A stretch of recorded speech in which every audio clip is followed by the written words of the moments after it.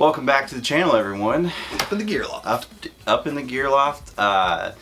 We do a lot of subscriber requested videos, and this one was recently requested, and we've actually got a few requests for this video. This is an interesting topic. Interesting topic, and I think we've done videos on this in the past, but we'll not specifically like this. Yeah.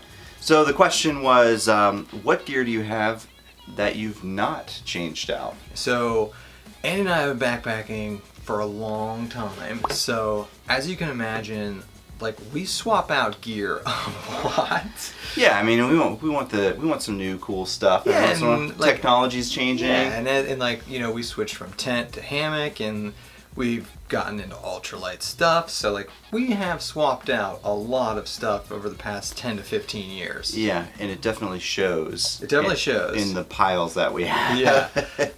But so if you think about that, we've been backpacking for 10, 15 years. There are items that we have never changed out over the course of that span. So today we're going to talk about backpacking gear we have had for a long time, never changed out. Yeah, on our regular inventory. Yeah, on a regular inventory. So I think it speaks to these products absolutely. Yep. So Andy's going to go first and run through his. Okay.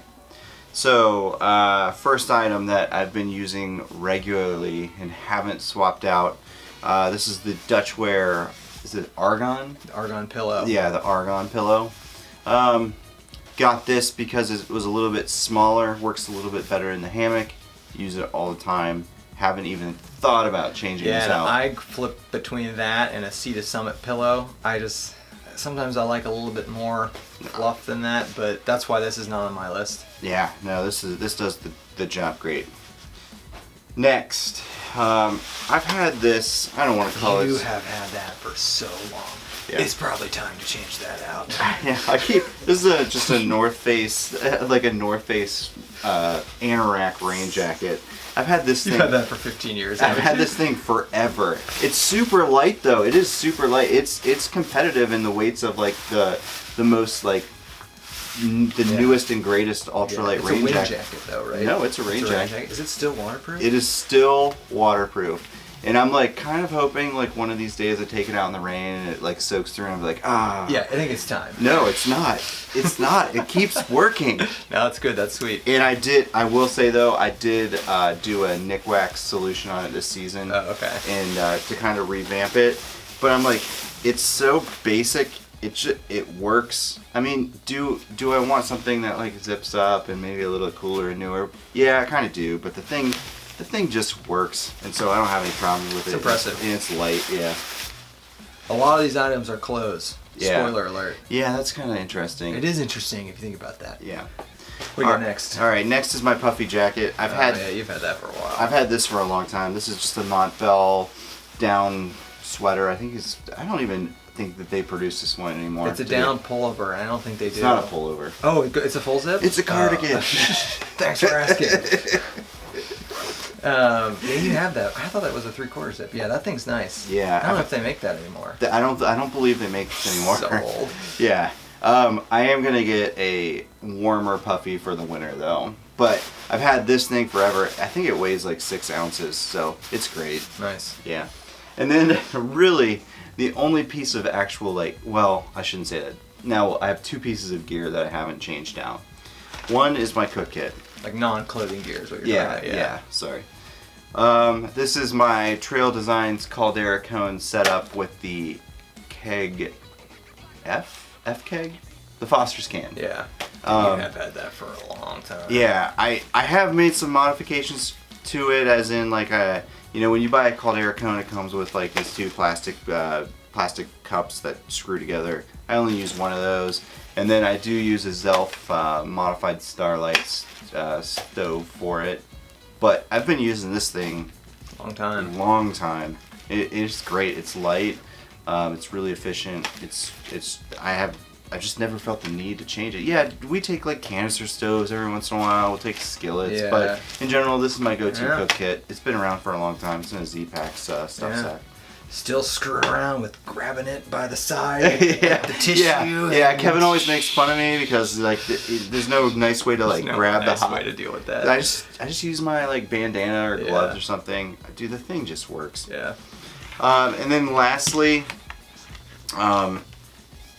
these are Gossamer Gear trekking poles. These are Kevin's actually his new LT5s, but it highlights the point that I'm trying to make. I have the Gossamer Gear LT4 trekking poles. I bought them used long time ago. You've had those for a long time. I've had them for a long time, amazing. And they're just fantastic hiking poles. Yeah. And man, so many people comment like, "Why would you spend so much on trekking poles?" Use them. Yeah. And then comment. Yeah. And like what I did, I started with the Cascade Mountain Tech, literally like $40 trekking poles I used for like 4 or 5 years. And I got those on Black Friday because they were super cheap, and it was time. But you don't have to start with super expensive ones. Yeah, I bought mine used a long time ago, and you bought yours used? I bought them used off Backpacking Light. Light. Those things are probably like 20 years old then. I don't know. I did replace one of the tips this last year. Yeah, that's right. And that was like, I don't know, $10. Yeah. So it's my turn. Similar mix of items, clothing and some gear stuff. So the first, I'm gonna just rave about this stuff. So this is a Patagonia R1 pullover, and this is a pair of Patagonia R1 like thermal tights. All right, this is absurd. I have had this since 2003. Really? Yes, I got this when I was a junior in high school. There's a hole. Yes, there is a hole there because when I was in high school, I washed it with a piece of gum in the little breast zipper thing here, and the gum got embedded in the fleece, so I had to just cut it out. So that's like my bad, but I mean, 15 freaking years for the top. The R1 pants I got in 2009, so 9 years for these, and they're like as if I bought them yesterday. Yeah, I don't think they actually make this style anymore. They don't make this like R1 tights style anymore. So basically a full R1 thermal bodysuit that I take in the winter, and then I take bits and pieces, like the pants come with me a lot. And sometimes I take the R1 only when it's super cold, but Patagonia R1 top and bottom, 10 to 15 years of use right here, still going strong. Pretty incredible, actually. Yeah. Patagonia stuff lasts, man. Yeah, we don't have anything Patagonia. Yeah. We never buy Patagonia stuff, ever. This is, I have only ever hiked with Darn Tough socks. That's weird. Yeah.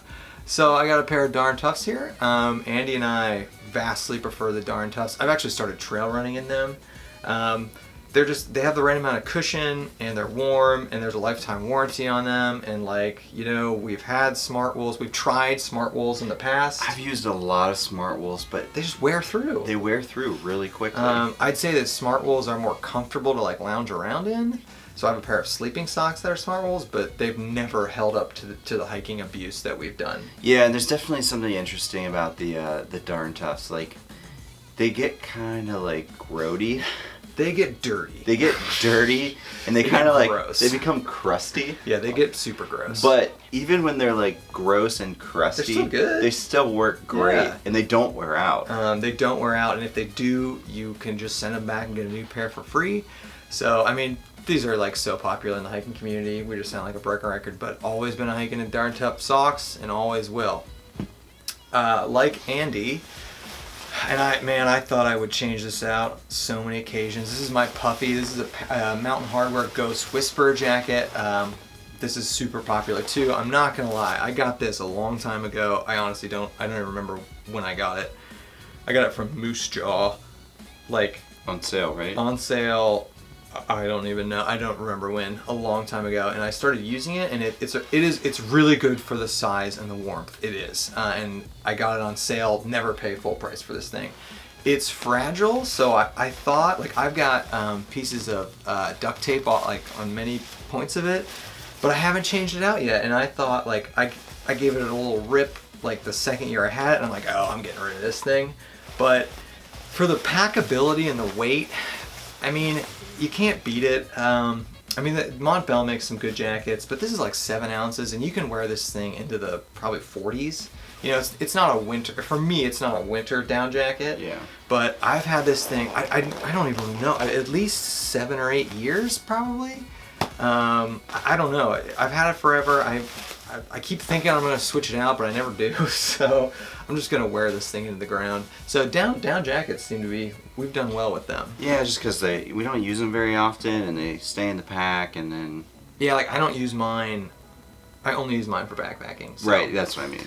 Yeah. So similar to Andy, but different. I'm just talking about my pot here, not my whole stove system, because like I've swapped between a canister and a Zelf, and I'm getting rid of the canister. I don't really use it anymore, but sometimes I take it car camping and stuff, so I'm not going to say my stove, but this is a Snow Peak. It's a 2.5 or 3 cup pot. God, you can see that thing. It's 700. It might be 700. I've had it so long, I don't know how big it is. Like you can see, I've like charred it. It's worked really well, and the only issue is it's big for a 1-person pot. Yeah, it's massive. It's massive, but you know, like when I first, other than backpacking with Andy, when I was first backpacking, I was backpacking with my wife, and it's just this is a perfect pot size for 2 people. Yeah. But it's a Snow Peak. I'll throw it up on the screen. I got it REI like a long time ago. It's a titanium pot with a lid. Also a koozie. We made these years ago, and I keep thinking I've like melted the inside of it and stuff, and I keep thinking like it's time to swap this out or something, but it just keeps going. So the koozie and the pot is something I have not switched out. So those are like, that's not that many items. So like, let's talk about things we have switched out. Everything else. Shelter, pack, shoes, water filter, camping chairs, Tarps, hammocks, trekking poles, insulation. So it's crazy when you think about, you know, the evolution of your backpacking kit, and you should swap stuff out. But I think it's important to pay respect. Hit F to pay respects to the items that you've had for 10, 15 plus years. Yeah, we would have a boring channel if we were just satisfied with all of our gear nonstop. If we didn't just continually spend money on backpacking gear, this would be a boring channel to watch. Yeah. So that is it. That's our items that we have been using, and we've never switched out. We've never had a need to. So mainly clothes, which is interesting. Yeah. I didn't think when we started, you know, brainstorming this video, and I was thinking about stuff. I was like, it's all clothes for the most part. Clothes and cooking. Yeah. You know? So that's it. You know, let us know your items that you haven't swapped out. You know, it's pretty impressive if you really give an item 10 to 15 years of backcountry abuse to see what stands up to it. It's pretty impressive. Yeah. So that's it. Thanks everybody for watching, and we will see everybody on the next one.